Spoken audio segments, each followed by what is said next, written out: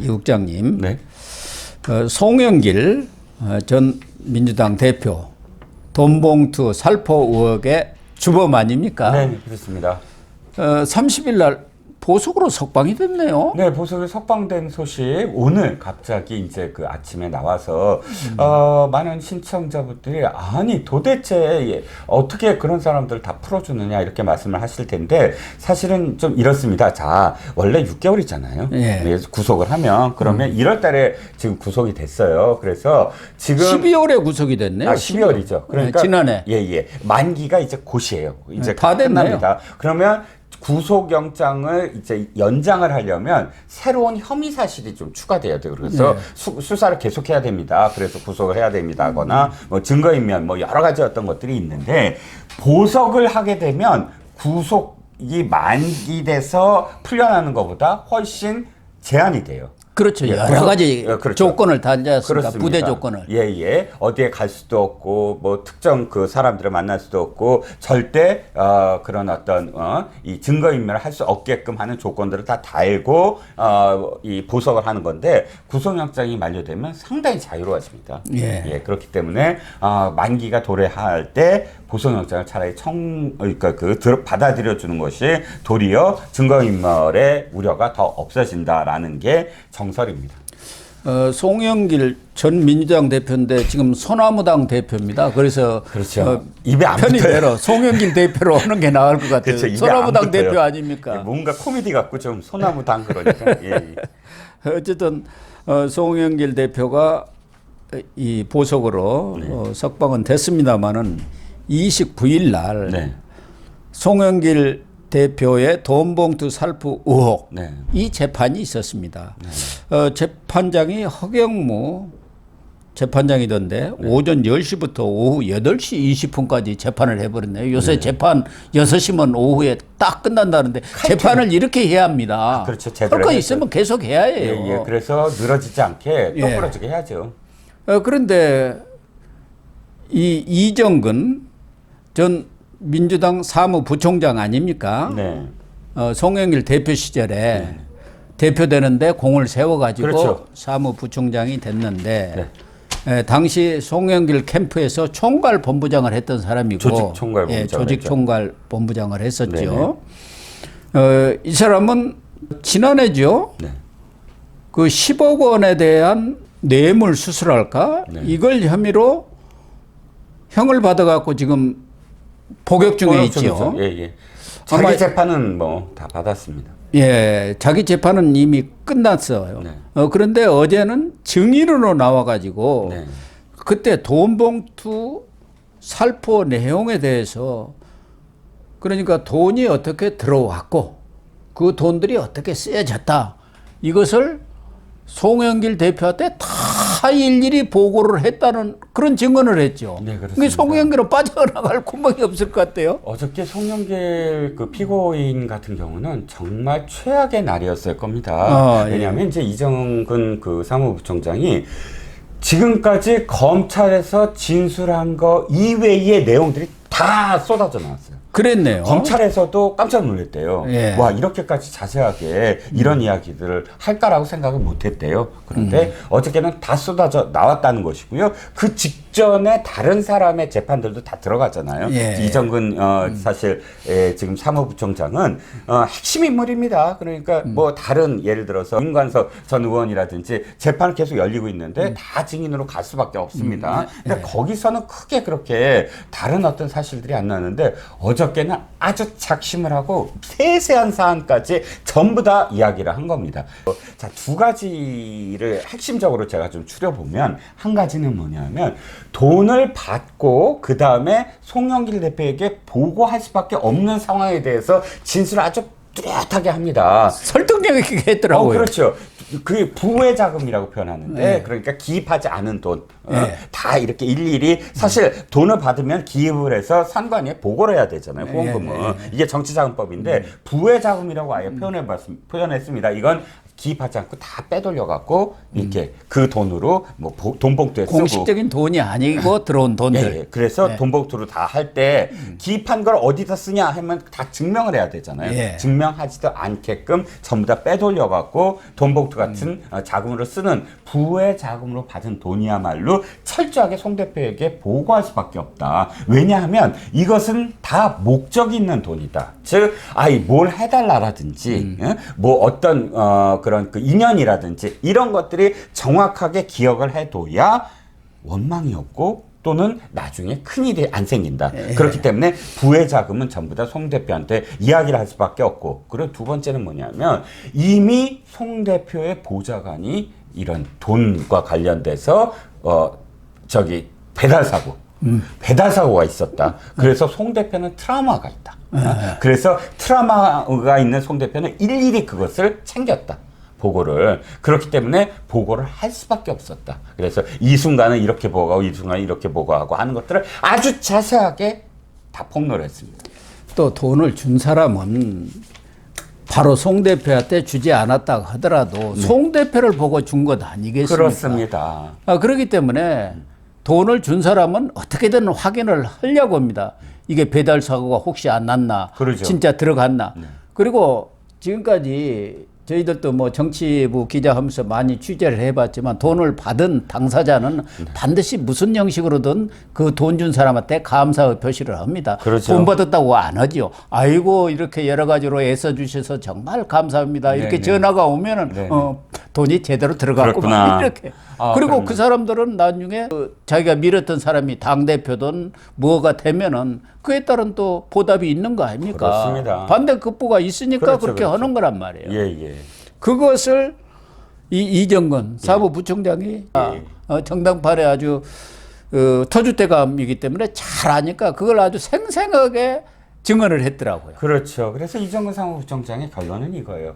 그건 모든 캠프의 불문율입니다. 우리만 그렇게 하지 않습니다. 이 선거판에서 선거의 모든 캠프들은 전부 다 그렇게 돈이 들어오면 그 당사자인 대표, 그 선거에 출마할 그 캠프의 중심인 후보한테 이렇게 들어왔습니다. 저렇게 들어왔습니다. 이게 불문율이다. 이렇게 얘기를 한 거죠. 그래서 이정근 사무부총장이 지난해 말에 그 사업가 박모 씨로부터 청탁 대가로 10억 원 받아갖고 4년 2개월 형을 선고받아서 지금 복역 중이지 않습니까? 그렇죠.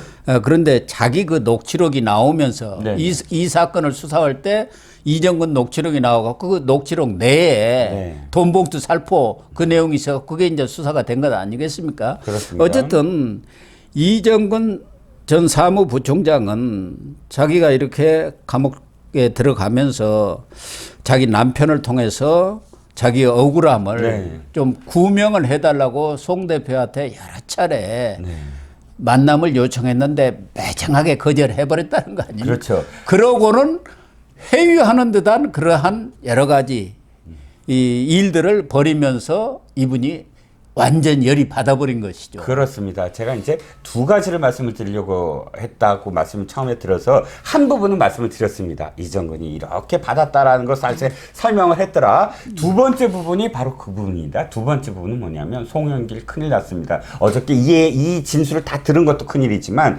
위증교사. 위증교사요. 즉 위증을 어떻게 해달라라고 한 것을 다 폭로해버렸다는 겁니다. 이정근 사무부총장 어떻게 폭로를 했느냐.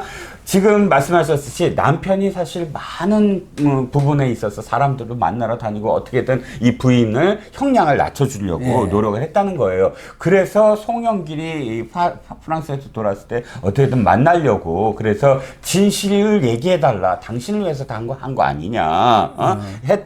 하려고 했는데 안 만나주다가 작년 11월 그러니까 출판 기념회 때 소나무당 만들고 이제 소나무당 만들고 막 총선에 나온다고 출판 기념회 하잖아요. 출판 기념회 조계사에서 했습니다. 그때도 난리 났었죠. 찾아갔대요. 그랬더니 아무 말 없이 이렇게 왜 마치 사인해 주는 것처럼 남편 이름한테 사인 좀 뭘 쓰고는 책을 딱 주더래요. 책을 봤더니 훗날을 기약합시다.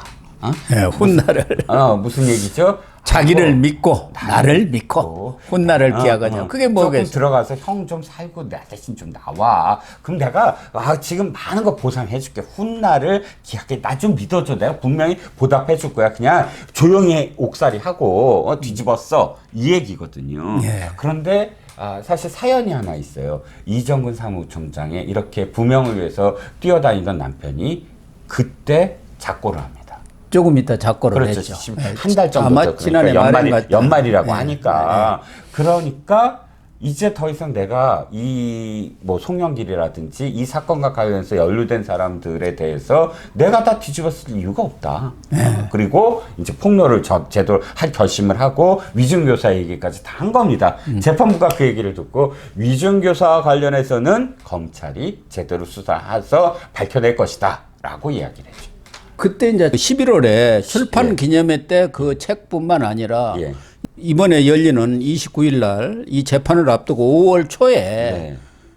자기 담당 변호사가 또 찾아왔더라는 거 아닙니까? 그러지요. 바로 그거지요. 지금 이재명과 관련된 것도 똑같지만 송영길도 바로 위장 변호사 같이. 예, 위장 변호사를 보낸 거예요. 보내서 아이고 검찰에 이렇게 물어오더냐, 앞으로 재판이 어떻게 진행되느냐 이런 것들을 네 생각은 뭐냐 이런 것들을 어떻게 대답할 거냐 예. 이걸 다 체크해서 뭐 때문에 바로 송영길이 자신의 재판에 이용하기 위해서 자신의 검찰 수사에 이용하기 위해서 이렇게 변호사를 했는데 이거 얼마나 또 당하는 이정근 입장에서는 또 기가 막힙니까? 유동규랑 똑같은 심정이었죠. 유동규고 똑같아요. 예, 똑같은 가짜 변호사 보낸 거고 예, 예. 완전히 자기가 이용만 당한 거 예, 예. 이런 걸 똑같지 않습니까? 그렇죠. 제가 이 기사를 보면서 뭐 새롭게 깨달은 게 이정근의 남편이 작고했구나예요. 왜 제가 그 대목이 눈에 들어오냐면 시사저널이 몇 개월 전 작년일 거예요. 단독 기사를 낸 거 기억하세요? 이정근 엑스파일. 예. 이정근 엑스파일 그래서 몇 페이지가 있는데 페이지마다 노무현 정부부터 문재인 정부부터 지금 이 이재명에 이르기까지 아까 송영길에 이르기까지의 많은 친노 친문 정치인들이 다 등장을 해서 돈의 흐름 자금이 어디로 가고 그게 다 써져 있는 엑스파일이었거든요. 세간에서는 그거를 누가 했느냐? 남편이 썼다. 누구에 의해서 이정근이 다 구술을 했다. 즉 이게 구속되기 직전에 어떤 카드 있지 않습니까? 네. 자신의 카드를 갖고 구명을 위해서 누구누구를 찾아가라. 이게 내한테 있으니까 이게 위험할 때 나를 도와줄 거다 하고 남편한테 구술한 걸 남편이 죄다 썼다는 거예요. 바로 지금 그 남편이 작고를 했고 이정근은 지금 완전히 뚜껑이 열렸다라는 겁니다. 그러니까 이정근 입장에서는 지금 4년 2개월 살고 나오면 훗날을 무슨 기약하고 말 게 뭐가 있습니까? 지금도 60이 넘었는데. 대법원에서 확정을 했는데 확정 예. 판결 전에 자신한테 자신의 어떤 뭐 여러 가지 부분들에 대해서 좀 해줄지. 지금 본인이 진역살이보다 더한 지옥에서 살고 있는 상황이다. 이러고 있는 상황 속에서 내가 뭘 더 숨기고 속이고 자실 것이 뭐 있느냐. 네. 있는 것, 내 하고 싶은 말 다 하고 싶다 네. 하면서 다 덜어놓은 거예요. 그렇습니다. 그러니까 송영길도 너무 초췌한 모습에다가 남편까지 이렇게 해서 작고를 하니까 그것에 대해서 참 유감이다. 안타깝다 이렇게 말은 했더라고요. 네. 본인도 봐도 참 그렇게 보이지 않겠습니까? 짠하다 그런 생각이 들었겠죠. 아니 그러니까 어저께 그 재판 분위기는 딱 이거 아닙니까? 다 송영길 보고 천하의 나쁜 놈. 다 왜냐면 진짜 이정근이 오열을 했대요. 그걸 얘기하고 예. 펑펑펑펑 울었다고 합니다. 네, 오해를 했다고 예, 그러네요. 특히 이런 위중교사 하면 이재명 바로 생각나지 않습니까? 그렇죠. 지금 위중교사 1심 선고도 멀지 않았는데.